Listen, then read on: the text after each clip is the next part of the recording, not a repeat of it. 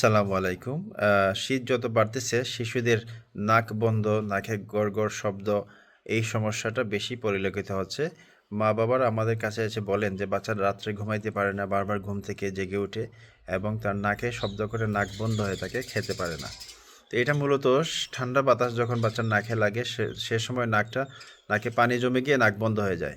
তো এটার একটাই চিকিৎসা, নাককে পরিষ্কার রাখতে হবে কী দিয়ে? নাকের ড্রপ যেগুলো পাওয়া যায়, নেজাল ড্রপ, নর্মাল স্যালাইন আছে, অনেক সময় আমরা অক্সিমেটাজোলিন দিয়ে থাকি।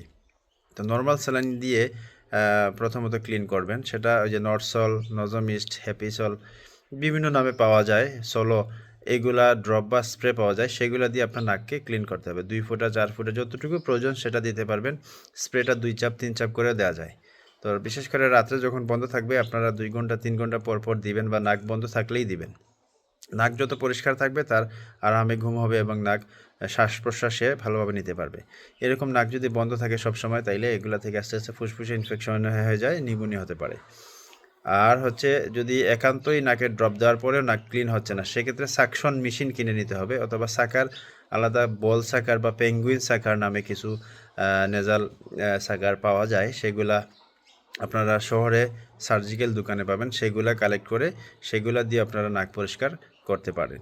তো এই ব্যাপারটা খেয়াল রাখবেন, নাক পরিষ্কার থাকলে বাচ্চা ভালো থাকবে, এবং ঘর যতটুকু উষ্ণ রাখা যায়, গরম রাখা যায় সেদিকে খেয়াল রাখতে হবে। বাচ্চাকে ঠান্ডার কাপড় চোপড় পরায় রাখতে হবে, তা না হলে বাচ্চাদের বারবারই সমস্যা হবে এবং ঘুমে ব্যাঘাত হবে, এবং এটা থেকে নিউমোনিয়া হতে পারে, তার খাওয়ার অরুচি হয়ে যাবে এবং তার গ্রোথ হ্যাম্পার হবে। তো কথাগুলো মনে রাখবেন। ধন্যবাদ সবাইকে।